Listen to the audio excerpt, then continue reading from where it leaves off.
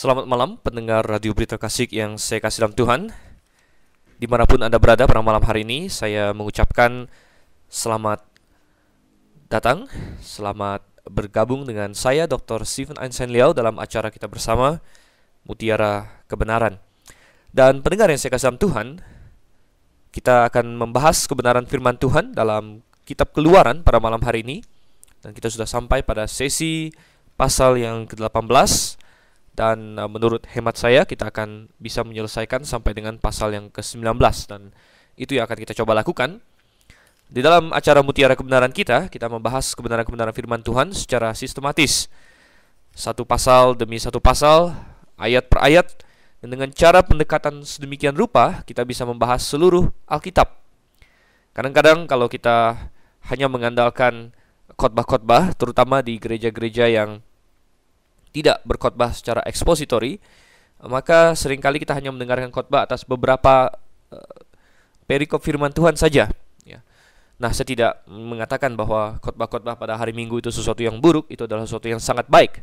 Tetapi di dalam gereja-gereja yang Alkitabiah, kita ingin memastikan bahwa jemaat bukan hanya mendengarkan sebagian firman Tuhan, perikop-perikop favorit, ayat-ayat favorit saja, tetapi kita ingin agar jemaat bisa mendapatkan pengajaran atas seluruh firman Tuhan. Salah satu cara untuk melakukan itu adalah melalui program yang diusung oleh Radio Berita Klasik, yaitu Through the Bible. Dan Mutiara Kebenaran ini, Through the Bible, telah membahas perjanjian baru dari Matius sampai dengan Wahyu. Sedangkan acara Mutiara Kebenaran yang saya tangani akan membahas dari Kejadian sampai dengan Maleaki, ya. Dan proses untuk membahas kitab perjanjian lama ini memang lebih lama dibandingkan kitab-kitab perjanjian baru karena jauh lebih banyak jumlah pasal yang tersedia. Dan kita di sini sudah sampai kepada kitab Keluaran. Sungguh adalah kasih karunia Tuhan kita bisa sampai di pasal ini saat ini. Sebenarnya target kita adalah di mana dalam satu sesi, yaitu 1 jam, kita bisa membahas minimal satu pasal Alkitab, ya.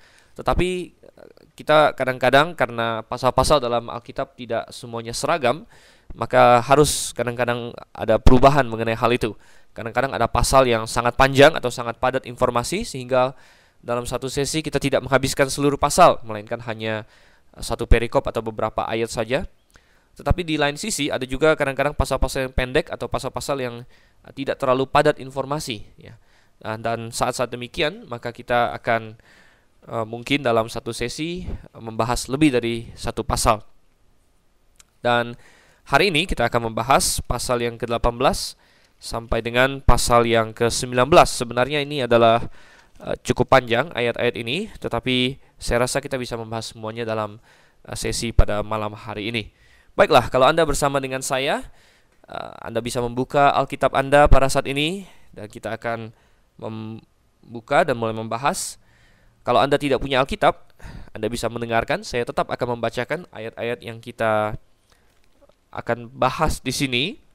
Tetapi jauh lebih baik kalau Anda memiliki Alkitab bersama dengan saya. Kadang-kadang kalau Anda mendengar sekilas saja dari radio, seringkali kurang jelas, atau Anda mungkin penasaran di mana letaknya itu. Kalau Anda ada membukanya bersama dengan saya, maka Anda akan lebih ingat dan lebih menyimak juga. Nah, sebelum kita masuk ke dalam pembahasan kita, marilah kita berdoa terlebih dahulu. Bapa di surga, sungguh kami mengucap syukur untuk segala kebaikan-Mu bagi kami. Jikalau ingin kami daftarkan, ya Tuhan, sungguh tak habis-habisnya. Dan salah satunya adalah kesempatan bagi kami untuk bisa memperbaiki hidup kami melalui firman-Mu. Seringkali, ya Tuhan, kami menganggap firman-Mu sebagai sesuatu yang sudah biasa, sebagai sesuatu yang ya memang begitulah adanya, tetapi kami gagal untuk menyadari betapa sebenarnya kami bergantung kepada firman-Mu. Dan adalah kemurahan hati-Mu, Engkau memberikan kepada kami firman yang tertulis, yang dapat kami konsultasikan, yang dapat kami baca, yang dapat kami simpan dalam hati kami. Ya Tuhan, malam hari ini juga melalui fasilitas radio yang juga Engkau berikan, kami bisa membahas kebenaran firman-Mu. Kiranya Engkau yang memimpin, Roh Kudus-Mu membukakan mata hati dan pikiran kami. Kami bergantung kepadamu, ya Tuhan. Berikan hikmat kepada hamba-Mu ini untuk menjelaskan firman-Mu kepada banyak orang. Kami berdoa Tuhan dalam nama Yesus Kristus, Tuhan dan Juru Selamat kami yang hidup. Amin. Keluaran pasal yang ke-18. Jadi sudah hampir setengah jalan kita ada dalam kitab Keluaran, dan kitab Keluaran seperti juga kitab Kejadian adalah kitab yang penuh dengan narasi, penuh dengan berbagai kisah, ya, bukan kisah-kisah fiksi tentunya. Ini adalah cerita catatan tentang hal-hal yang benar-benar terjadi.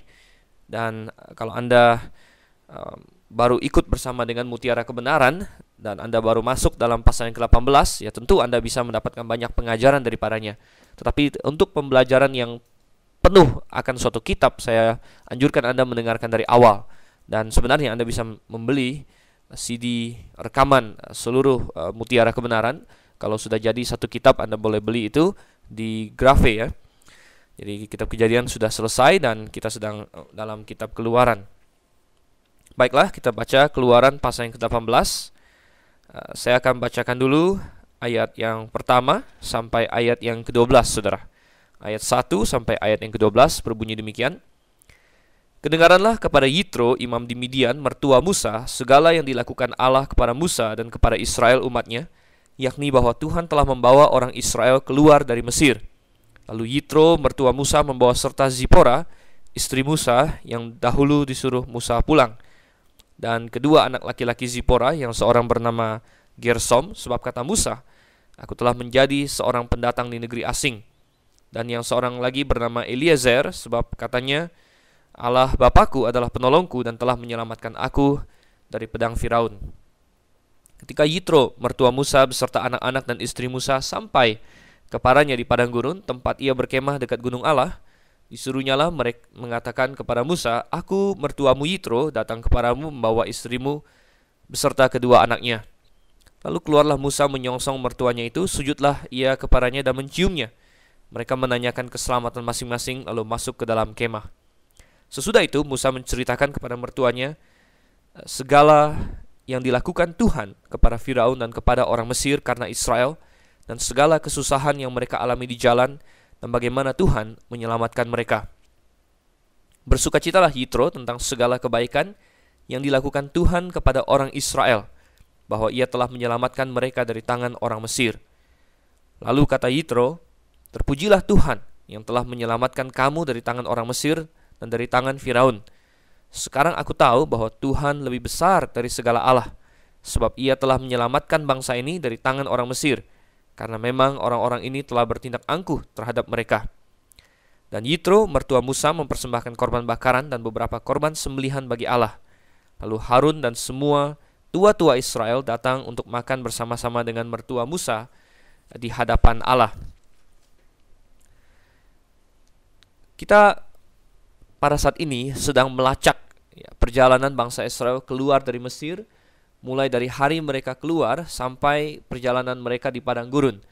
Dan selama pasal 15 sampai dengan pasal yang ke-17, kita mendapatkan ada banyak sekali hal yang sudah dialami oleh orang Israel. Ada 7 insiden bahkan, ya, di Mara, di Elim, kemudian insiden Mana, kemudian insiden di Masa dan Meriba, kemudian insiden dengan orang Amalek. Ada banyak insiden yang sudah terjadi pada mereka, termasuk salah satu insidennya adalah pertemuan Musa dengan Yitro. Jadi Musa sedang membawa orang Israel dalam perjalanan. Terakhir mereka ada di Rafidim, mereka menuju ke Gunung Sinai. Dan tentunya mertuanya Musa, yaitu Yitro, juga mendengar tentang perjalanan orang Israel, dan akhirnya dia membawa anak dan istri Musa untuk bertemu kembali dengannya.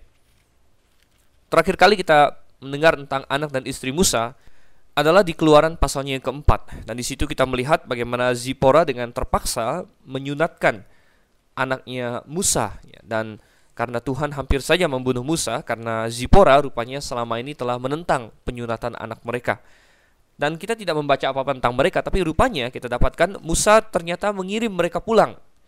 Jadi sebelum dia datang menghadap Firaun dan lain sebagainya, mungkin Musa menganggapnya sebagai suatu pekerjaan yang cukup berbahaya, yang mempertaruhkan nyawa, sehingga dia mengirim anak dan istrinya pulang.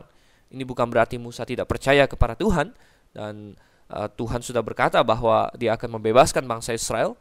Dan Musa sendiri yakin bahwa dirinya akan selamat, tetapi siapa tahu anak istrinya bisa saja meninggal dunia walaupun dirinya selamat. Oleh karena itu, Musa mengirim mereka pulang. Dan pada kesempatan ini, mertuanya membawa kembali anak dan istrinya. Mungkin pada saat itu perjalanan bangsa Israel juga kebetulan dekat dengan negeri Midian, sehingga cukup mudah bagi Yitro untuk membawa mereka kepada si Musa ini.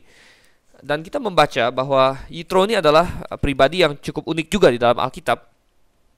Kita lihat dia sebenarnya bernama Rehuel, ya. Dan nama lainnya adalah Yitro. Pertama kali dia diperkenalkan kepada kita dalam Keluaran pasal 2, namanya adalah Rehuel. Tapi kemudian mulai di pasal 3 dia disebut sebagai Yitro. Dan bukan suatu hal yang jarang atau aneh bagi manusia pada zaman itu untuk memiliki lebih dari satu nama. Sebenarnya kita hari ini pun banyakkan orang memiliki lebih dari satu nama.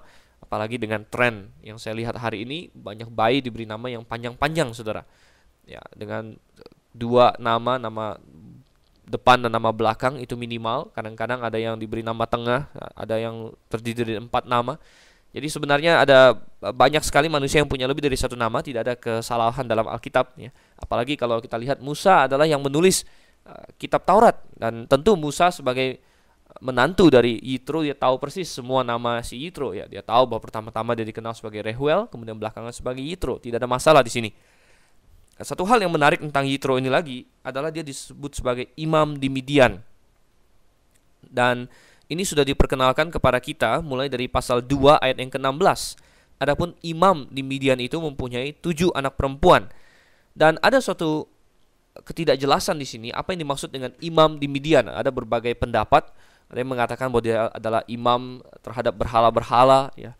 Tetapi saya rasa itu adalah suatu hal yang mungkin tidak terlalu kuat dukungannya. Saya lebih melihat bahwa Yitro ini adalah seorang imam dari Allah yang benar, gitu.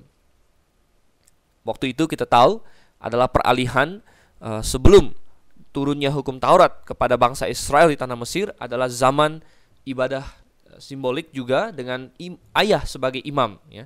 Kita membaca Ayub, dia mempersembahkan korban untuk dosa anak-anaknya yang mungkin mereka perbuat. Dan kita melihat bagaimana di zaman itu para ayah mendapat tugas untuk mengajarkan kepada anak-anaknya tentang kebenaran firman Tuhan. Bukan berarti hari ini tidak ada tanggung jawab bagi para ayah, tetapi pada zaman itu tidak ada institusi lain yang Tuhan pakai. Tidak ada bangsa Israel, tidak ada gereja. Jadi siapa yang bertanggung jawab? Paling bertanggung jawab. Yang paling bertanggung jawab adalah tiap-tiap keluarga, kepala keluarganya, yaitu sang ayah, bertanggung jawab untuk mengajarkan anak-anaknya tentang kebenaran. Nah, hari ini tentu kepala keluarga juga tetap memiliki tanggung jawab itu, tetapi hari ini Tuhan memiliki saksi-saksi yang lain, ya, tiang penopang yang lain. Ya, hari ini kita punya gereja. Zaman itu belum ada gereja, jadi ayah dan masing-masing ayah bisa bertindak sebagai imam, terutama mereka yang mengenal Allah yang benar. Dan dengan cara demikian kita melihat bahwa Yitro disebut sebagai imam di Midian. Satu hal lagi yang menurut saya mengindikasikan dia bukan imam para dewa-dewi berhala orang kafir adalah karena dia disebut imam sering sekali, saudara. Bukan saja di dalam Keluaran pasal 2 ayat yang ke-16, imam di Midian. Kemudian di pasal yang ketiga ayat yang 1 dikatakan juga bahwa dia mengembalakan kambing domba Yitro, mertuanya imam di Midian. Kemudian kita dapatkan lagi di pasal 18 ini, Yitro disebut sebagai imam di Midian. Dan dengan dia disebut sebagai imam di Midian saja, tanpa ada embel-embel lain, dari sudut pandang Musa, mestinya ini mengindikasikan imam dari Allah yang benar. Dan kita tahu tugas imam sebenarnya adalah untuk mewakili manusia menghadap kepada Allah.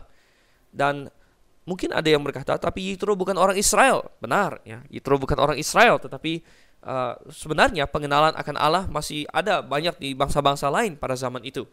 Kita tahu bahwa dunia telah dihancurkan dalam air bah, dan yang keluar dan yang tersisa adalah Nuh.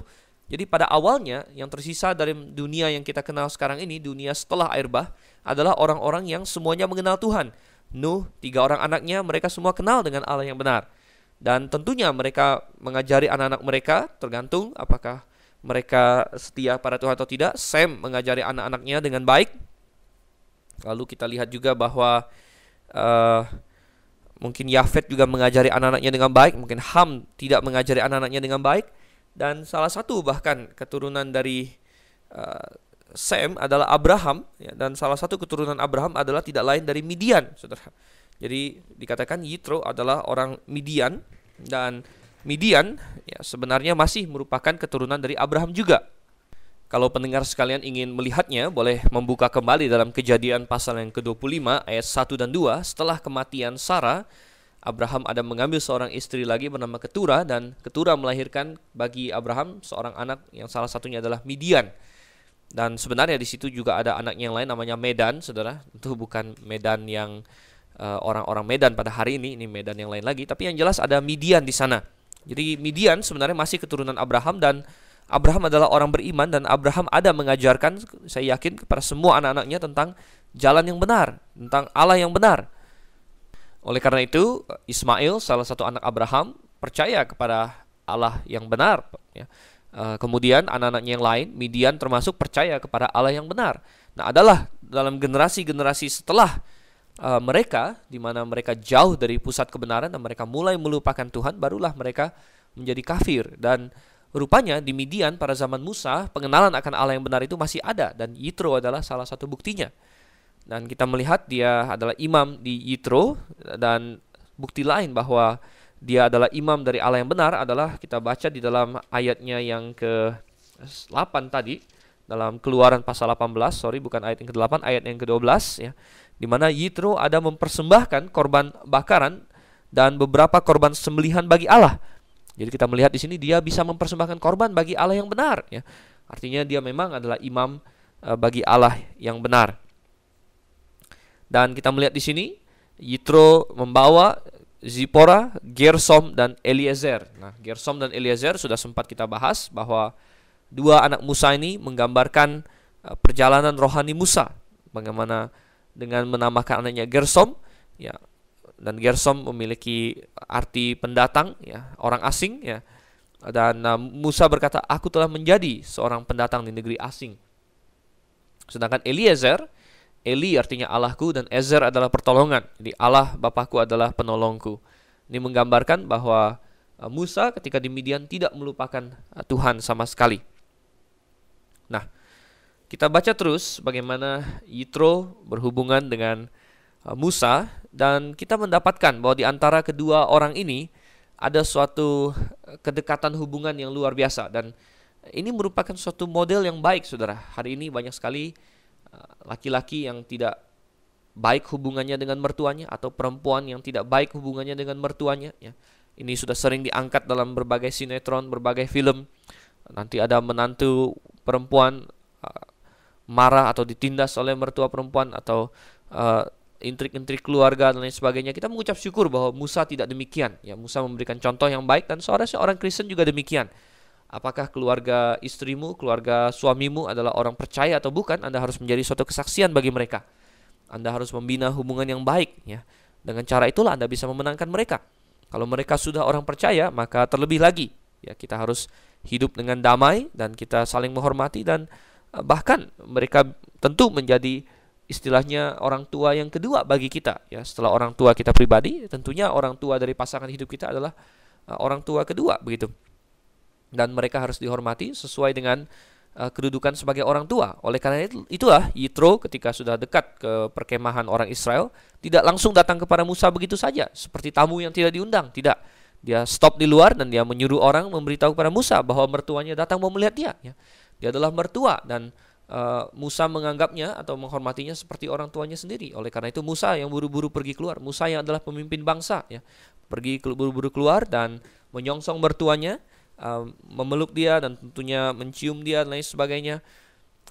Bahkan dikatakan sujud kepadanya begitu ya, sujud kepadanya. Dan sujud di sini bukan berarti Musa menuhankan si mertuanya ini ya. Dan sujud di sini adalah tanda hormat, saudara. Kadang-kadang ada orang bingung apa artinya tanda hormat dengan menyembah ya. Orang Jepang kalau memberi hormat biasa dia akan menunduk ya sampai setengah badan kadang-kadang ya.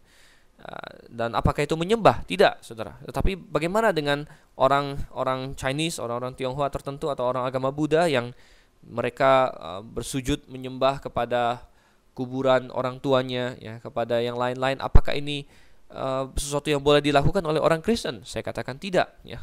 Apa bedanya memberi hormat, ya. Bahkan Musa di sini sampai sujud katanya, dengan kita memberi hormat, kita pegang hiu, kita sujud kepada kuburan, kepada foto dari orang tua yang sudah meninggal, atau kepada patung dan sebagainya. Apa bedanya, saudara? Ya, kalau kita sujud atau memberi hormat kepada orang yang masih hidup, ya, mereka bisa membalas hormat kita. Itu kita lihat, ya. Dan mereka adalah orang yang masih hidup, dan ketika kita melakukan itu, kita tidak menuhankan dia, karena dia masih bisa melihat hormat kita, dia masih bisa merasakan hormat kita. Jadi itu suatu hal yang wajar. Tapi kalau kita hormat sujud kepada patungkah, kepada orang yang sudah meninggalkah, ya, maka ini sudah di luar dari yang benar, saudara. Ini sudah dianggap menyembah. Mengapa? Karena mereka sebenarnya sudah mati atau benda mati, ya. Dan kalau kita masih sujud hormat kepada mereka, artinya kita percaya mereka punya kuasa di luar dari manusia, ya. Dan artinya kita menuhankan mereka, karena orang yang sudah mati mestinya tidak bisa lagi tahu tentang hormat kita, tentang sujudan kita. Dan kalau kita masih melakukannya, artinya kita percaya mereka punya kuasa tertentu, ya. Seperti banyak yang dipercaya orang bahwa wah, nanti orang tuamu bisa bikin kau kaya, bisa melindungi kau, dan sebagainya. Padahal itu adalah suatu hal yang tidak benar, ya. Kita orang Kristen, kita menghormati dan menyayangi orang tua kita selama mereka masih hidup. Itu harus kita lakukan. Setelah mereka meninggal, mereka menghadap kepada Tuhan, ya. Mereka menghadap kepada Tuhan, dan mereka tidak bisa mempengaruhi hidup kita dari manapun mereka berada, apakah itu di sorga jikalau mereka percaya kepada Tuhan, ataukah itu di neraka jikalau mereka tidak percaya kepada Tuhan. Oleh karena itu, sujud kepada orang yang sudah mati atau kepada benda mati seperti patung, foto dan lain sebagainya, itu adalah hal yang salah, ya. Tetapi memberi hormat kepada orang yang masih hidup, ya, tergantung kultur masing-masing. Ada yang kalau kultur barat berjabat tangan, ya. Ada yang membuka topi. Nah, kalau kultur di timur, ya, apalagi di zaman dulu, itu sampai membungkuk, apalagi terhadap raja, sampai sujud begitu. Nah, itu adalah hal yang masih bisa kita mengerti. Nah, kita lihat di sini saking baiknya hubungan Musa dengan Yitro, ya, mereka bisa bercerita dan bisa saling membagi cerita satu dengan yang lain. Tentunya Musa memiliki banyak sekali hal yang bisa dia ceritakan kepada bapak mertuanya ini. Dan di ayat 8 kita baca bagaimana Musa menceritakan kepada mertuanya segala yang dilakukan Tuhan kepada Firaun dan kepada orang Mesir karena Israel. Musa bercerita tentang hal-hal yang luar biasa yang Tuhan telah lakukan, dan ini membangkitkan sukacita bagi Yitro. Di ayat 9 dikatakan bersukacitalah Yitro. Tentu Musa juga bersukacita, saudara. Dan kita melihat di sini ketika kita bersaksi tentang pekerjaan-pekerjaan Tuhan yang luar biasa dalam hidup kita, ada sukacita yang muncul dari sana. Adakah Anda bersaksi, saudara? Adakah Anda seperti Musa, Anda berbicara, ya? Anda menceritakan, nggak usah jauh-jauh kepada keluarga Anda yang terdekat, ya. Musa menceritakannya kepada mertuanya. Mungkin Anda perlu menceritakannya kepada mertua Anda juga. Mungkin Anda perlu menceritakannya kepada ayah dan ibu Anda sendiri bahkan. Mungkin Anda perlu menceritakannya kepada pasangan Anda. Mungkin Anda perlu menceritakannya kepada anak Anda, kepada paman Anda, sepupu Anda. Ya, siapapun itu. Kita perlu menceritakan tentang segala yang Tuhan lakukan bagi saya. Dan apa yang saya maksud dengan kesaksian ini bukanlah kesaksian seperti banyak didengungkan oleh gereja-gereja. Saya sering melihat, ya, bagaimana ada pendeta yang mengajak orang-orang yang kaya untuk bersaksi di gerejanya, atau mendorong-dorong, wah, ini si Anu yang sudah terkenal sebagai konglomerat, si Anu lagi yang terkenal sebagai orang kaya, wah, mereka datang ke gereja saya loh, coba dengar kesaksian mereka, ya, bagaimana Tuhan berkatin mereka, bagaimana mereka bisa punya uang yang besar. Bukan itu kesaksian yang saya maksud, saudara, ya. Bisa-bisa saja Tuhan memberkati seseorang secara materi dan lain sebagainya, tetapi itu bukanlah kesaksian yang paling utama. Dan kalau kita terlalu banyak bersaksi seperti itu, justru itu adalah suatu hal yang tidak benar. Yang saya maksudkan adalah kesaksian tentang keselamatan diri kita. Adakah Anda menceritakan kepada orang-orang bagaimana Tuhan menyelamatkan Anda? Ya, karena ini adalah kesaksian yang ada manfaatnya untuk orang lain. Kalau kita bersaksi tentang Tuhan membuat saya kaya, Tuhan membuat saya, wah, memberkati saya dulu saya miskin, sekarang saya kaya. Oh, bisa saja itu benar bahwa itu adalah berkat-berkat Tuhan. Tetapi kalau Anda bersaksi dengan cara demikian tanpa berhati-hati, mungkin banyak orang akan berpikir saya mau jadi Kristen karena saya mau jadi kaya. Dan di situ Anda bisa melihat suatu bahaya yang luar biasa. Tetapi saya ingin katakan bagi Anda, setiap orang boleh dan harus bersaksi tentang bagaimana dia diselamatkan. Bercerita bagaimana saya adalah dulu orang berdosa, bagaimana saya menemukan Yesus Kristus, bagaimana saya diselamatkan. Bersaksi tentang keselamatan Anda, bersaksi tentang bagaimana Tuhan menyelamatkan Anda. Dan inilah yang dilakukan oleh Musa di dalam ayat yang ke-8, bagaimana Tuhan menyelamatkan mereka. Luar biasa, Musa bersaksi tentang bagaimana Tuhan menyelamatkan mereka. Dan ini menjadi suatu hal yang menguatkan Yitro. Yitro mungkin saja adalah seorang imam, mungkin saja dia mengenal Tuhan yang Maha Kuasa. Tapi saya rasa ketika dia mendengar Musa ingin pergi ke Mesir untuk menantang Firaun, saya rasa Yitro agak sedikit pesimis, saudara.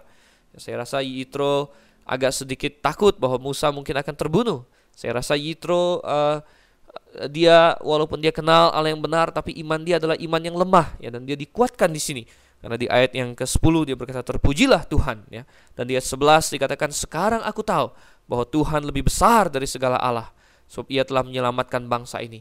Saudara, inilah kesaksian yang baik yang dilakukan dengan baik adalah hal yang penting dalam hidup seorang Kristen. Anda tidak perlu susah-susah, Anda tinggal menceritakan apa yang engkau alami. Saya rasa Musa tidak perlu bingung-bingung mau cerita apa. Dia tinggal cerita saja, ini yang saya alami, ini yang terjadi pada saya. Kita juga perlu demikian, saudara. Oleh karena itu, orang yang bersaksi perlu sudah mengalami kelahiran kembali itu. Dia tahu apa yang dia bicarakan.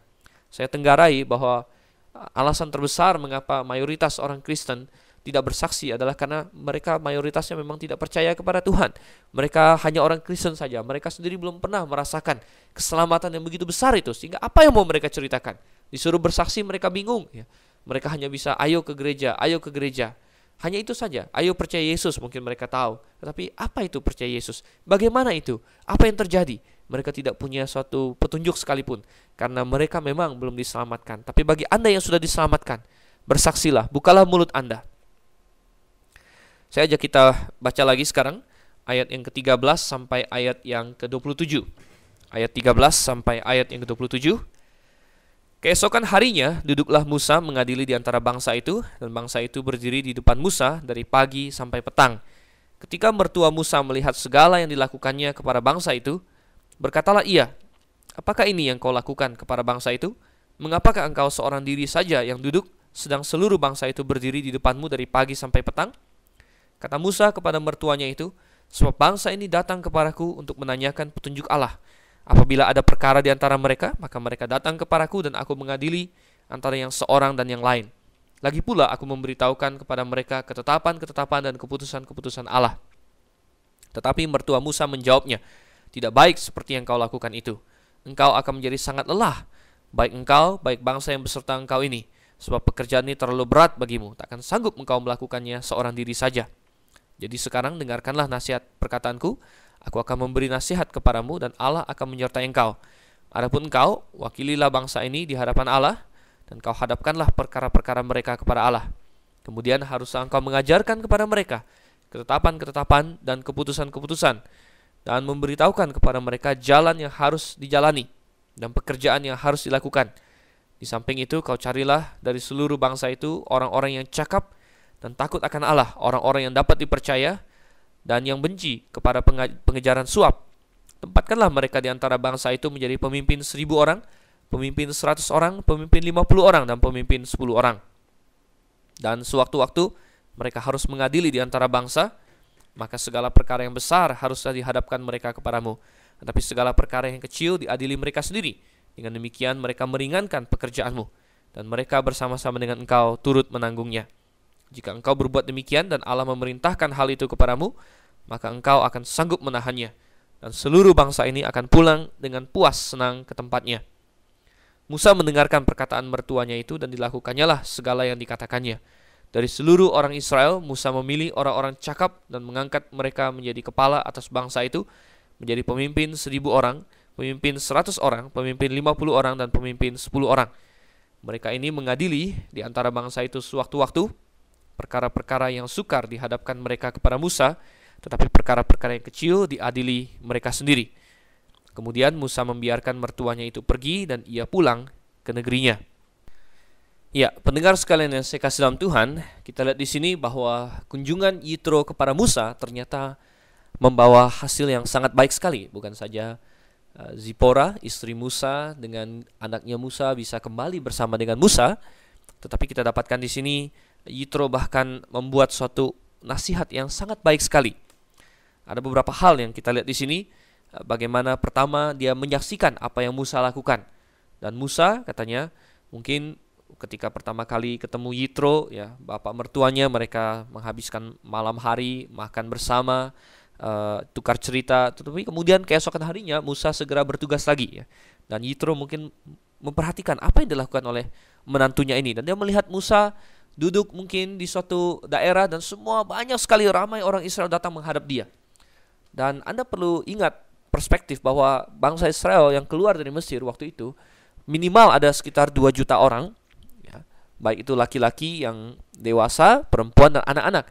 Karena kita dapatkan bahwa laki-laki yang 20 tahun ke atas saja saudara, jumlahnya 600-an ribu, saudara. Artinya kalau total semuanya mungkin ada sekitar 2 juta, mungkin bisa lebih. 2 juta orang, setiap yang ada masalah dengan tangganya, setiap yang ada percekcokan, keributan, semuanya datang menghadap Musa. Dan Musa mengadili di antara mereka dari pagi katanya sampai petang, ya. Dari pagi sampai petang. Dan kalau Anda pernah menjadi orang yang harus menertibkan orang, Anda pernah berada dalam posisi sebagai hakim, Anda pernah harus mendidik manusia, saya katakan itu bukan hal yang mudah, saudara. Saya menjabat sebagai purek akademis di sekolah teologi, dan seringkali bagian dari pekerjaan saya adalah menasihati, ya, baik itu mahasiswa, mahasiswi, ataupun staff, ataupun yang lain lagi yang mungkin bertindak menyimpang. Dan itu selalu sesuatu yang menghabiskan waktu. Kita harus menasihati, kadang-kadang kita harus melerai pertikaian. Ini bukanlah suatu pekerjaan yang mudah, ini adalah pekerjaan yang sulit. Dan diperlukan suatu hikmat yang luar biasa. Dan itu saya bisa benar-benar mengerti kesulitannya Musa. Saya yang baru bertanggung jawab atas sekian puluh atau sekian ratus orang saja, merasa bahwa pekerjaannya adalah pekerjaan yang berat. Apalagi kalau Anda harus menghakimi 2 juta orang. Ini bukan suatu perkara yang mudah. Dan Yitro melihat bahwa yang Musa lakukan ini sangat tidak efektif, saudara. Dan Yitro khawatir akan kesehatan Musa. Wah, Musa, kamu ini akan kecapean kalau begini. Kamu akan kacau, ya. Dan Yitro memberikan suatu nasihat, dan kita melihat nasihat yang sungguh luar biasa ini. Dia bilang, Musa, cobalah kamu cari, katanya, orang-orang yang cakap, orang-orang yang takut akan Allah, yang tidak mengejar suap. Intinya orang-orang yang bisa kamu percaya. Kemudian di ayat yang ke-19 dan 20 dikatakan, kamu ajarkan kepada mereka ketetapan-ketetapan dan hukum-hukum dan keputusan-keputusan. Kamu ajarkan kepada mereka aturan-aturannya, rambu-rambunya, dan biarlah mereka yang mengadili juga di antara rakyat. Dan kemudian kalau ada kasus yang tidak bisa mereka pecahkan, kasus yang berat, barulah mereka rujuk kepada engkau, barulah mereka bawa itu kepadamu. Dan saudara yang kasih Tuhan, ini adalah ide yang luar biasa sekali. Dan di sini kita melihat bagaimana ada suatu manajemen di sini, ya, suatu manajemen dan suatu pendelegasian tugas. Ya, kalau seorang pemimpin harus melakukan segala-galanya sendiri, maka pemimpin itu tidak bisa melakukan apa yang seharusnya dia lakukan, yaitu memimpin. Dan ada suatu perkataan yang benar bahwa pemimpin yang baik adalah pemimpin yang tahu kapan untuk mendelegasikan tugas, ya. Kapan untuk menyuruh orang lain untuk melakukan sesuatu yang dianggap orang itu memang pantas dan bisa melakukannya. Ini adalah suatu ciri khas dari seorang pemimpin yang baik. Jadi Musa di sini diajarkan kepemimpinan oleh mertuanya, dan Musa menerima nasihat itu dengan baik, ya. Dan kita melihat betapa pentingnya di dalam suatu organisasi apapun, baik itu negara seperti Israel, baik itu gereja, bahwa pemimpinnya didukung oleh orang-orang yang dia pimpin. Di mana di sini Yitro berkata, kamu tidak boleh tanggung sendirian, biarlah orang-orang yang kamu pilih itu ikut menanggungnya. Di ayat yang ke-22 terakhir di situ katakan, dengan demikian mereka meringankan pekerjaanmu, dan mereka bersama-sama dengan engkau turut menanggungnya. Demikianlah dalam pekerjaan Tuhan. Tuhan memang akan membangkitkan seorang hamba Tuhan untuk memimpin umatnya di dalam sebuah gereja lokal. Orang ini akan dipanggil menjadi gembala sidang atau mukse, begitu ya, dalam bahasa Tionghoanya. Gembala sidang, ya, penilik kadang-kadang dalam Alkitab, penatua. Ini adalah istilah yang sama untuk jabatan, istilah yang lain untuk jabatan yang sama. Tetapi jemaat tidak bisa memiliki suatu konsep bahwa ya kalau ada apa-apa nggak apa-apa biar ada gembala, ada apa-apa biar ada gembala. Tidak, saudara, ya. Pekerjaan jemaat adalah pekerjaan bersama. Yang perlu jemaat bukan gembala sidang saja. Yang perlu jemaat adalah setiap orang Kristen yang lahir baru. Oleh karena itu, apa guna gembala? Gembala di sana untuk memimpin, gembala di sana untuk membagi-bagi tugas, gembala di sana untuk mengajar kebenaran, gembala ada di sana untuk menentukan arah gerak gereja itu. Tetapi gereja itu sendiri, segala pekerjaan yang harus dilakukan di dalamnya, penginjilannya, kebersihannya, besuknya, segala macam hal yang ada di dalam jemaat itu sebenarnya adalah pekerjaan bersama.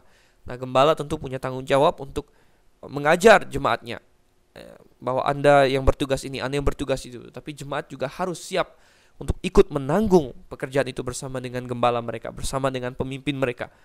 Ini adalah hal yang penting sekali, saudara. Nah, kita bicara mengenai gereja, kita juga bisa melihat aplikasinya bagi sebuah negara, ya. Terutama kita di negara Indonesia ini. Dan kita melihat bahwa bangsa Israel yang keluar dari Mesir, mereka sedang siap untuk menjadi suatu bangsa. Tetapi satu hal yang paling penting sebelum mereka menjadi suatu bangsa, dan satu hal yang dilakukan oleh kepala negara waktu itu, yang memimpin mereka, yaitu Musa, adalah masalah pengadilan, saudara. Masalah keadilan, itu adalah hal yang pertama. Musa waktu itu belum punya polisi, Musa belum punya departemen luar negeri, departemen dalam negeri, Musa tidak punya segala macam departemen kesehatan dan lain sebagainya. Tapi satu hal yang langsung harus dipunyai suatu negara adalah pengadilan, ya. Dan itulah yang dilakukan Musa. Musa duduk mengadili bangsa itu. Dan ini menunjukkan kepada kita apa yang paling penting dari suatu bangsa. Untuk apa negara dibuat, saudara? Ketika Allah pertama kali membuat institusi negara, dan itu ada dalam kitab Kejadian pasalnya yang ke-9. Di situ Tuhan berkata bahwa mulai setelah air bah, barang siapa menumpahkan darah manusia, darahnya akan ditumpahkan oleh manusia. Artinya Tuhan menginstitusikan hukuman mati. Dan siapa yang berhak untuk menumpahkan darah manusia itu?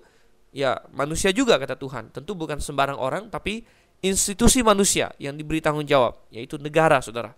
Dan Kejadian pasal 9 adalah dasar Kristiani kita untuk adanya negara di dunia ini. Mengapa harus ada negara? Karena harus ada orang yang memastikan ada keadilan. Oleh karena itu kita belajar dalam Alkitab bahwa tugas utama dari negara adalah membawa keadilan bagi rakyatnya. Dia yang memastikan agar tidak ada orang yang saling main hukum rimba, siapa kuat dia menang. Tidak. Pemerintah memastikan semuanya berjalan sesuai dengan hukum. Jadi yang paling penting dari suatu negara adalah pengadilannya, keadilan, hukumnya, saudara. Dan suatu negara bisa maju kalau hukumnya kuat, kalau pengadilannya adil. Itulah saya katakan mengapa bangsa Indonesia setelah 60-an tahun ya merdeka, kenapa bangsa kita masih terkena banyak sekali masalah, ya. Ada berbagai hal yang tidak beres mengenai negara ini. Saya sebagai orang Indonesia sendiri, saya kadang-kadang sedih melihat negara saya. Saya ingin negara saya maju, ya. Saya pernah berada di negara-negara lain. Saya pernah studi di luar negeri dan saya bisa membanding-bandingkan. Saya sangat mengasihi bangsa Indonesia dan saya ingin negara ini maju, saudara. Tapi saya lihat akar permasalahannya salah satunya adalah tidak ada hukum yang pasti dan penegakannya lemah sekali. Pengadilannya korup, saudara. Dan saya melihat ada usaha untuk memperbaiki tapi sangat pelan, ya. Terutama juga karena tentunya di bangsa ini sedikit sekali orang yang benar-benar lahir baru, yang menjadi garam dan terang dunia itu. Tetapi kita melihat bahwa kalau Indonesia mau maju, maka kita harus mencontoh dan mengikuti kembali apa dasar dari suatu negara menurut Alkitab, yaitu hukumnya. Hukumnya harus tegak, ya. Yang benar harus benar, yang salah harus salah. Dan kalau ini bisa berjalan, maka negara itu akan menjadi hebat, ya.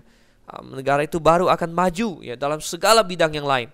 Tapi kalau bidang ini rusak, maka negara itu tidak akan pernah bisa maju dan Tuhan tidak akan pernah memberkati negara itu. Oke. Nah, sebelum kita beralih ke pasal yang ke-19, satu hal terakhir yang ingin saya singgung mengenai perikop ini, mengenai usul Yitro. Sebagian komentator ya menyalahkan Yitro atas usul ini, dan mereka mengatakan bahwa Yitro telah memberikan kepada Musa suatu usul yang sangat buruk, ya. Dan mereka berkata bahwa nomor satu, usul ini tidak berasal dari Allah, melainkan dari Yitro. Nomor dua, mereka mengatakan bahwa usul Yitro ini, di mana ada diangkat, ya, berbagai bawahan dari Musa. Akhirnya bawahan-bawahan Musa yang menjadi pemimpin 50, 100, 1000 dan sebagainya ini akhirnya menjadi belakangan adalah grup 70 orang, ya, tua-tua Israel begitu.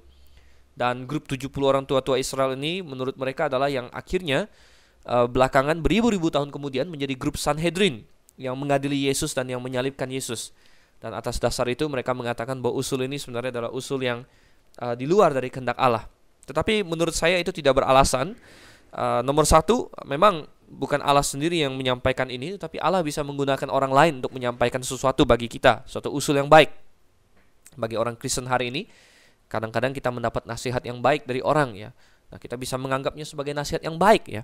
Kita hanya perlu memastikan apakah prinsipnya sesuai dengan firman Tuhan atau tidak. Tidak bisa kita menunggu kapan Tuhan ngomong langsung sama saya. Nah, tapi kadang-kadang Tuhan bekerja melalui teman kita, melalui gembala sidang kita, melalui manusia untuk membuka pikiran kita tentang suatu hal ya. Tentu tetap firman Tuhan adalah otoritas nomor satu. Kita harus memastikan bahwa ini sesuai dengan firman Tuhan. Tapi kalau memang tidak ada masalah dengan menentang salah satu prinsip firman Tuhan, maka itu boleh-boleh saja. Dan saya tidak melihat firman Tuhan menentang prinsip manajemen, prinsip di mana ada pendelegasian tugas. Bahkan ini adalah hal yang baik, di mana akhirnya bukan hanya Musa yang bisa mengerti hukum itu dan mengadili bangsa, tetapi orang-orang yang dia pilih untuk menjadi pemimpin-pemimpin itu juga terpaksa harus dia ajari hukum itu sehingga bisa mengadili orang lain. Dan dengan demikian bukan hanya Musa sendiri yang ahli dalam hukum, tetapi juga orang-orang di bawahnya semakin mengenal hukum Tuhan. Saya rasa ini justru hal yang baik. Mengenai bahwa belakangan mereka menjadi grup Sanhedrin yang benci kepada Yesus, itu bukan masalah sistemnya, tetapi itu masalah orang-orang pribadinya. Sistem yang sebagus apapun, kalau orang-orang yang di dalamnya ternyata buruk, ya maka tetap saja menjadi buruk ya. Oleh karena itu saudara, kita melihat bahwa sistem yang diperlakukan Musa yang atas usul Yitro ini justru mencerminkan apa yang akan terjadi suatu hari ketika Kristus memerintah. Ya, suatu hari Kristus akan datang di atas bumi ini memerintah selama 1000 tahun dalam kerajaan 1000 tahun. Dan dia akan bertindak seperti Musa di sini. Yesus akan memerintah dari Yerusalem dan kita akan ikut memerintah bersama dia.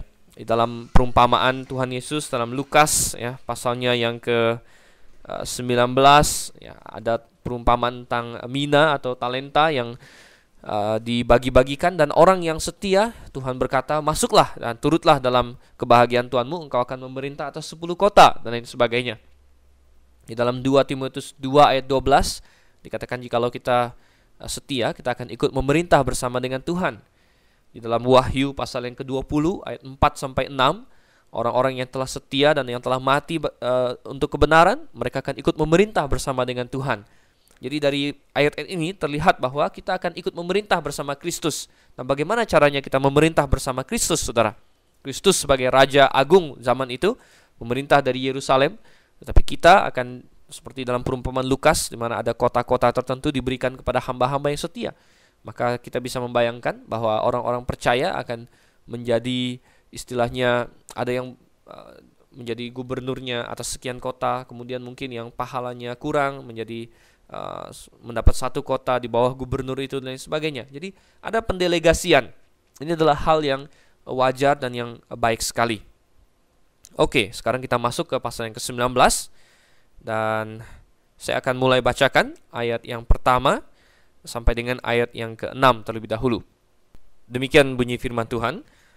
Pada bulan ketiga setelah orang Israel keluar dari tanah Mesir, mereka tiba di padang gurun Sinai pada hari itu juga.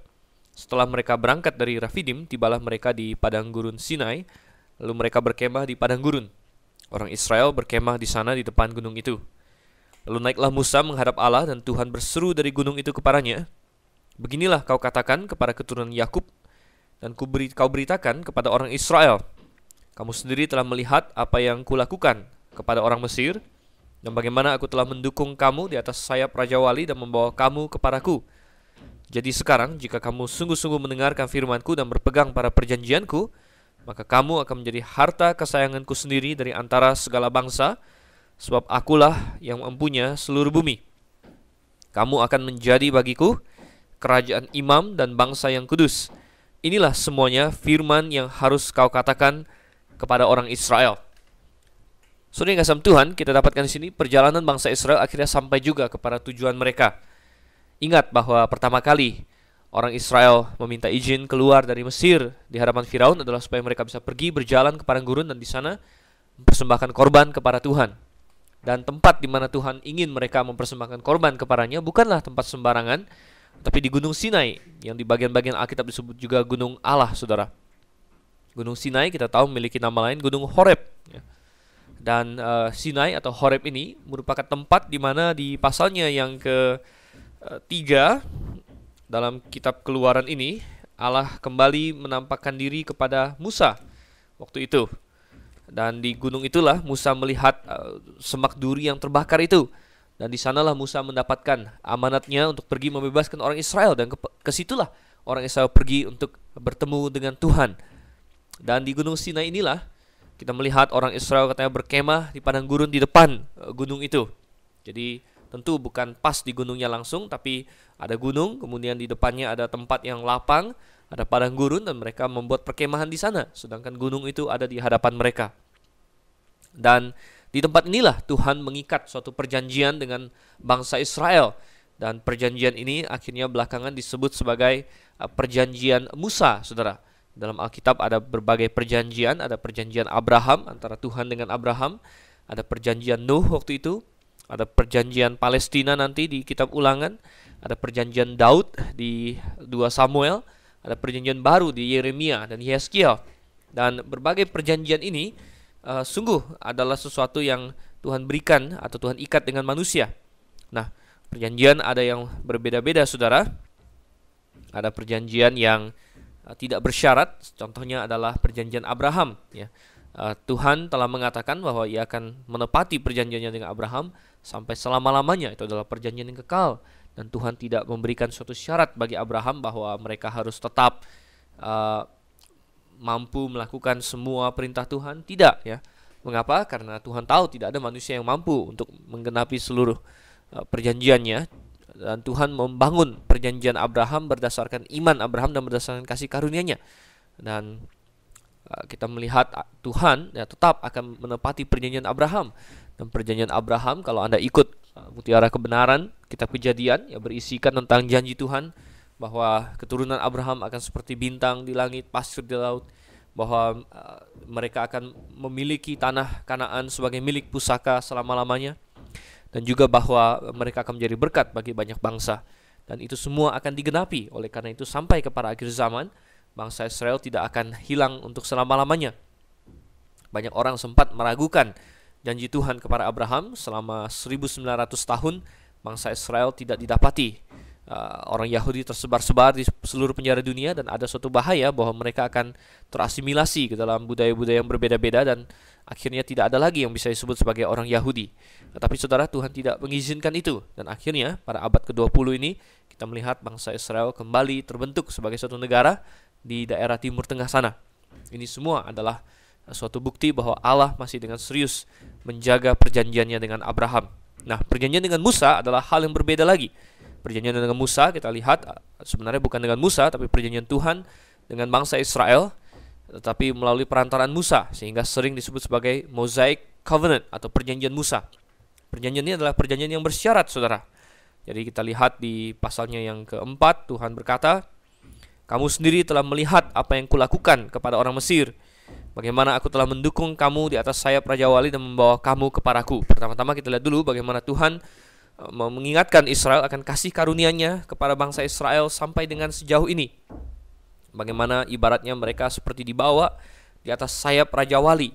Dan Raja Wali adalah dari kata Nesher dalam bahasa Ibrani-nya, merujuk kepada burung yang sangat hebat yang memang kita kenal sebagai Raja Wali itu.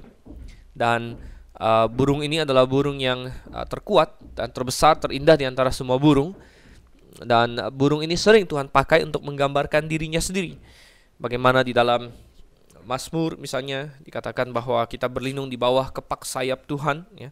Dan ini adalah gambaran-gambaran Raja Wali. Kemudian di dalam Ulangan 32 ayat 11, karena Tuhan juga menggambarkan dirinya seperti Raja Wali. Dan di dalam kitab Yeskiel juga kita dapatkan bagaimana Tuhan menggambarkan dirinya seperti Raja Wali. Dan bangsa Israel katanya dikeluarkan dari Mesir seperti bagaikan di atas sayap Raja Wali. Dan burung Raja Wali adalah burung yang luar biasa, dan mereka membuat sarang mereka di tebing-tebing yang tinggi, dan mereka tidak takut kepada angin kencang, saudara. Bahkan semakin kencang angin itu, mereka istilahnya mengendarai angin itu. Jadi semakin kencang angin, semakin mereka bagaikan raja di atas udara sana melayang-layang. Dan salah satu hal yang kita pelajari mengenai Raja Wali adalah bahwa ketika mereka ingin mengajari anak mereka untuk terbang, mereka akan membawa anak mereka di atas sayapnya, kemudian mereka akan terbang, dan pada saat-saat tertentu mereka akan melepaskan diri dari anaknya itu, dan anaknya itu akan jatuh untuk sementara, dan anaknya itu harus belajar terbang, saudara. Dan ketika anak itu hampir jatuh, Raja Wali itu akan kembali menolong anaknya, dan proses ini berlanjut terus sampai anaknya itu bisa terbang. Dan ini sungguh menggambarkan Tuhan dengan umatnya, di mana Tuhan telah mendukung mereka di atas sayapnya yang besar, yang tentu ini suatu bahasa figuratif, dan mencoba Tuhan ingin agar umatnya itu bisa belajar akan hukum-hukumnya, dan sayapnya yang besar melindungi mereka. Tetapi saudara yang kasih Tuhan, kita lihat ayat yang kelima dan ayat yang keenam merupakan isi dari perjanjian yang disampaikan oleh Tuhan di Sinai ini, perjanjian Sinai atau perjanjian Musa. Jadi sekarang jika kamu sungguh-sungguh mendengarkan firman-Ku dan berpegang pada perjanjian-Ku, ya, jadi syaratnya adalah Israel melakukan hukum-hukum Tuhan, maka kamu akan menjadi harta kesayangan-Ku sendiri dari antara segala bangsa, sebab Akulah yang empunya seluruh bumi. Kamu akan menjadi bagiku kerajaan imam dan bangsa yang kudus. Inilah semuanya firman yang harus kau katakan kepada orang Israel. Sebenarnya isi perjanjiannya sederhana saja. Pertama, Israel harus menaati atau secara kebangsaan, secara nasional taat kepada hukum-hukum Tuhan, dan sebagai balasnya maka mereka akan menjadi suatu bangsa yang spesial, katanya, harta kesayanganku sendiri, dan mereka akan menjadi suatu kerajaan imam dan bangsa yang kudus. Awalnya Tuhan ingin agar seluruh bangsa Israel menjadi imam, tetapi belakangan kita tahu bahwa karena pemberontakan mereka, akhirnya hanya suku Lewi saja yang menjadi imam. Tadinya Tuhan ingin seluruh bangsa menjadi imam, dan intinya adalah Tuhan mengangkat mereka ke suatu posisi sebagai tiang penopang dan dasar kebenaran. Tuhan melalui perjanjian ini berkata bahwa kalau kamu mau mentaati firman-Ku, hai bangsa Israel, maka nomor satu, kamu akan menjadi bangsa yang spesial. Nomor dua, kamu akan menjadi tiang penopang dasar kebenaran. Kamu menjadi imam bagi seluruh negara-negara yang lain, dan kamu menjadi suatu kerajaan imam. Ya, dan Israel akan hebat sekali dan akan mengalahkan bangsa-bangsa lain, dan bangsa-bangsa lain akan belajar mengenal Tuhan dari bangsa Israel, dan mereka akan menjadi bangsa yang Tuhan pakai untuk membawa keselamatan ke dalam dunia. Mereka akan menjadi bangsa yang menjadi imam bagi Tuhan, yang mewakili bangsa-bangsa lain di hadapan Tuhan. Ya, intinya di sini bangsa Israel diangkat menjadi tiang penopang dan dasar kebenaran. Nah, coba kita lihat ayat yang ke-7 sampai yang ke-9. Lalu datanglah Musa dan memanggil para tua-tua bangsa itu, dan membawa ke depan mereka segala firman yang diperintahkan Tuhan kepadanya. Seluruh bangsa itu menjawab bersama-sama, segala yang difirmankan Tuhan akan kami lakukan. Lalu Musa pun menyampaikan jawab bangsa itu kepada Tuhan. Berfirmanlah Tuhan kepada Musa, sesungguhnya aku akan datang kepadamu dalam awan yang tebal, dengan maksud supaya dapat didengar oleh bangsa itu apabila aku berbicara dengan engkau, dan juga supaya mereka senantiasa percaya kepadamu. Lalu Musa memberitahukan perkataan bangsa itu kepada Tuhan. Kita melihat, ya, respon dari bangsa Israel adalah di ayat 8, segala yang difirmankan Tuhan akan kami lakukan. Di sini kita melihat bahwa bangsa Israel menerima perjanjian yang Tuhan berikan kepada mereka. Nah, di poin ini banyak sekali komentator yang membuat pernyataan bahwa bangsa Israel melakukan kesalahan di sini. Mereka berkata bahwa bangsa Israel selama ini berada dalam hubungan kasih karunia dengan Tuhan, dan dengan masuk ke dalam perjanjian ini maka mereka bukan lagi di bawah kasih karunia, tapi berada di bawah hukum Taurat, katanya. Dan mereka berbuat seolah-olah bahwa dengan masuknya bangsa Israel ke perjanjian ini, mereka menaruh diri mereka ke bawah hukum, sementara sebelumnya mereka berada di bawah kasih karunia. Tetapi ini adalah suatu pemikiran yang salah sekali. Ya, tidak ada yang menyangkal bahwa bangsa Israel telah mendapat banyak sekali kasih karunia dari Tuhan. Tetapi kita harus melihat siapakah yang mengajukan perjanjian ini. Yang mengajukan perjanjian ini tidak lain adalah Tuhan sendiri. Jadi apa yang mau bangsa Israel katakan? Apakah bangsa Israel akan berkata, tidak Tuhan, kami tidak mau mentaati firman-Mu? Tentu mereka tidak bisa berkata demikian, ya. Bahkan mereka telah melakukan hal yang benar, yaitu mereka berkata iya, ya. Dan dengan mereka berkata ya kepada hukum Taurat, bukan berarti mereka ingin mencoba untuk diselamatkan karena hukum Taurat, jauhlah daripada itu. Melainkan mereka sadar bahwa di dalam kasih karunia sekalipun mereka tetap berada di bawah hukum Allah. Dan inilah yang dikatakan oleh Paulus. Banyak orang hari ini merasa bahwa hey, kita kan sudah di zaman perjanjian baru, kita tidak di bawah hukum Taurat, jadi saya boleh melakukan apa saja yang saya ingin lakukan. Tetapi ini adalah suatu hal yang sangat-sangat salah sekali. Coba kita lihat misalnya di dalam Alkitab kita, di dalam 1 Korintus pasalnya yang ke-9 ya, ayatnya yang ke-20 ya, dan 21 saya bacakan. 1 Korintus 9 ayat 20-21. Demikianlah bagi orang Yahudi aku menjadi seperti orang Yahudi supaya aku memenangkan orang-orang Yahudi. Bagi orang-orang yang hidup di bawah hukum Taurat aku menjadi seperti orang yang hidup di bawah hukum Taurat, sekalipun aku sendiri tidak hidup di bawah hukum Taurat, supaya aku dapat memenangkan mereka yang hidup di bawah hukum Taurat. Bagi orang-orang yang tidak hidup di bawah hukum Taurat, aku menjadi seperti orang yang tidak hidup di bawah hukum Taurat, sekalipun aku tidak hidup di luar hukum Allah. Ya, jadi jelas sekali bahwa Paulus walaupun tidak berada di bawah hukum Taurat, tapi dia tetap berada di dalam hukum Allah, saudara. Jadi Israel sama sekali tidak melakukan kesalahan. Kesalahan adalah kalau merasa bahwa hukum Taurat adalah jalan ke sorga. Tidak, Tuhan tidak pernah memberikan hukum Taurat sebagai sarana untuk masuk sorga, melainkan hukum Taurat adalah untuk menuntun kepada Kristus, di mana hukum Taurat berfungsi agar manusia merasa dan sadar bahwa dirinya berdosa, dan oleh karena itu mereka dituntun kepada Tuhan. Dan kita akan bahas ini lebih lanjut lagi nanti di pasal-pasal selanjutnya, pasal 20, 21 ya, bagaimana fungsi dari hukum Taurat. Ini hanya sekedar pengantar saja di pasal yang ke-19. Kita lihat sekarang, saya bacakan saja ayat 10 sampai ayat yang ke-23. Berfirmanlah Tuhan kepada Musa, pergilah kepada bangsa itu, suruhlah mereka menguduskan diri pada hari ini dan besok, dan mereka harus mencuci pakaiannya. Menjelang hari ketiga mereka harus bersiap, sebab pada hari ketiga Tuhan akan turun di depan mata seluruh bangsa itu di Gunung Sinai. Sebab itu haruslah engkau memasang batas bagi bangsa itu berkeliling sambil berkata, jagalah baik-baik, jangan kamu mendaki gunung itu atau kena kepada kakinya. Sebab siapapun yang kena kepada gunung itu, pastilah ia dihukum mati. Tangan seorang pun tidak boleh merabanya, sebab pastilah ia dilempari dengan batu atau dipanahi sampai mati. Baik binatang, baik manusia, ia tidak akan dibiarkan hidup. Hanya apabila sangkakala berbunyi panjang, barulah mereka boleh mendaki gunung itu. Lalu turunlah Musa dari gunung mendapatkan bangsa itu. Disuruhnyalah bangsa itu menguduskan diri, dan mereka pun mencuci pakaiannya. Maka kata Musa kepada bangsa itu, bersiaplah menjelang hari yang ketiga, dan janganlah kamu bersetubuh dengan perempuan. Dan terjadilah pada hari ketiga, pada waktu terbit fajar, ada guruh dan kilat dan awan padat di atas gunung, dan bunyi sangkakala yang sangat keras, sehingga gemetarlah seluruh bangsa yang ada di perkemahan. Lalu Musa membawa bangsa itu keluar dari perkemahan untuk menjumpai Allah, dan berdirilah mereka pada kaki gunung. Gunung Sinai ditutupi seluruhnya dengan asap, karena Tuhan turun ke atasnya dalam api.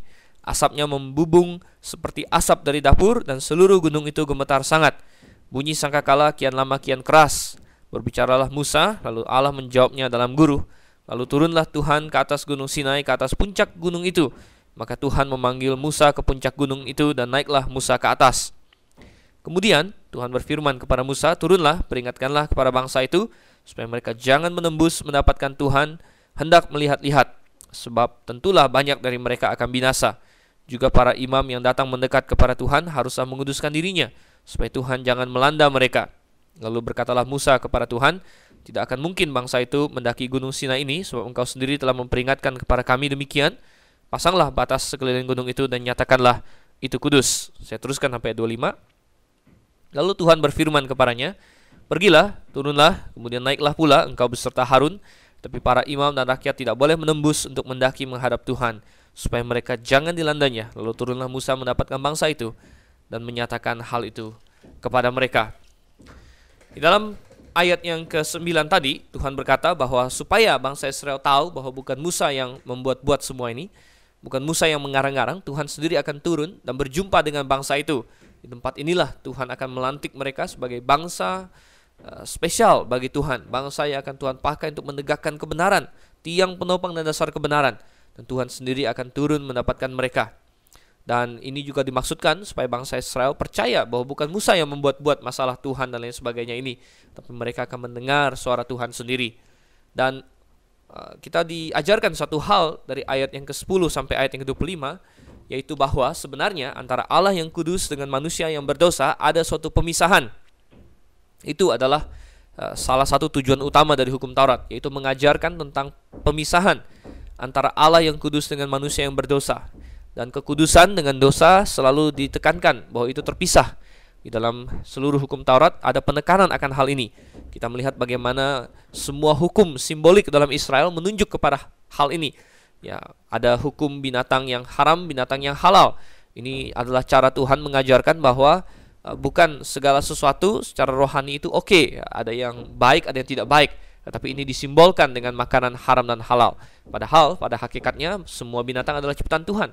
Tapi itu adalah alat peraga. Kemudian Tuhan juga mencontohkannya dengan penyakit kusta. Dalam perjanjian lama kita dapatkan penyakit kusta harus dikarantina, dipisahkan. Ya, ini melambangkan dosa dan kesesatan, harus dipisahkan dari yang kudus. Kita melihat banyak sekali ya segala macam metode pembersihan yang nanti akan kita bahas di dalam hukum Taurat adalah untuk menggambarkan bagaimana kekudusan harus terpisah dari dosa. Dan Tuhan yang kudus terpisah dari manusia yang berdosa, dan tidak bisa sembarang orang datang menghadap Tuhan. Oleh sebab itu harus ada orang-orang khusus yang disebut sebagai imam, saudara. Sedangkan bangsa lain, orang-orang lain dari bangsa itu tidak dapat ya.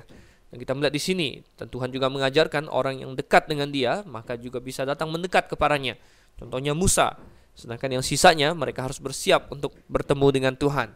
Ada suatu kesan di mana kekudusan Tuhan begitu nyata, dan orang Israel harus membasuh diri. Ini semua adalah tindakan-tindakan eksternal, saudara.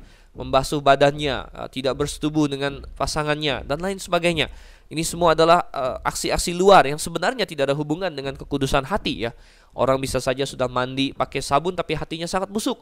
Nah, inilah yang Yesus kemudian ketika Dia datang, Dia perbaiki orang-orang Farisi Saduki. Dia bilang bahwa hukum Taurat itu hanyalah alat peraga, pengantar saja kepada hakikatnya. Tetapi mereka masih tetap mau kepada yang simbolik.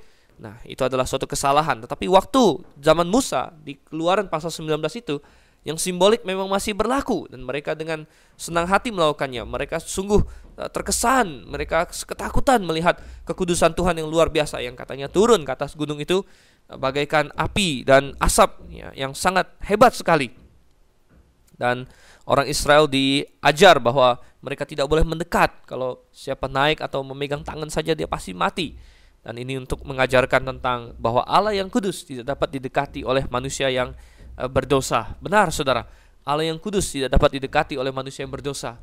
Hanya melalui Allah sendiri yang telah menjadi manusia, mati di kayu salib, yaitu Yesus Kristus, dan yang menanggung semua dosa kita, barulah kita bisa mendekat kepada Allah.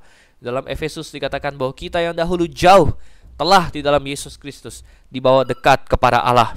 Jadi saudara yang kasih Tuhan, hari ini jikalau ada di antara pendengar yang masih belum diselesaikan dosanya, ketahuilah bahwa kekudusan Allah tidak memungkinkan Anda masuk ke sorga. Sama seperti orang Israel yang penuh dengan dosa waktu itu, tidak bisa naik ke Gunung Sinai, melainkan mereka harus berada di bawah. Tetapi ada jalan sekarang, ada jalan, bukan melalui hukum Taurat. Hukum Taurat menunjukkan bahwa kita orang berdosa dan kita terpisah dari Allah. Tetapi melalui Yesus Kristus, saudara. Yesus Kristus telah mati bagi dosa Anda, menyelamatkan Anda, menebus dosa Anda, sehingga kalau Anda percaya kepadanya, sungguh Ia menyelamatkan Anda. Dan saudara yang kasih Tuhan, kita melihat luar biasa sekali Yesus Kristus ini. Maukah Anda menerimanya? Nah, waktu kita juga sudah habis pada malam hari ini, dan kita akan lanjutkan di sesi kita berikutnya. Ini kita baru mulai mengenai hukum Taurat, dan terus terang pasal 19 ini masih akan dilanjutkan dengan pasal 20, dan banyak hal yang masih bisa kita bahas di sana berhubungan dengan hukum Taurat. Apa hubungannya dengan Yesus Kristus? Bagaimana dengan keselamatan? Dan apa bunyi dari isi hukum itu sendiri? Tentu semua ini akan menantikan kita. Baiklah, pada saat ini saya Dr. Stephen Einstein Liao undur diri dulu dari hadapan Anda. Sampai berjumpa kembali dalam kesempatan berikutnya. Selamat malam, Maranatha.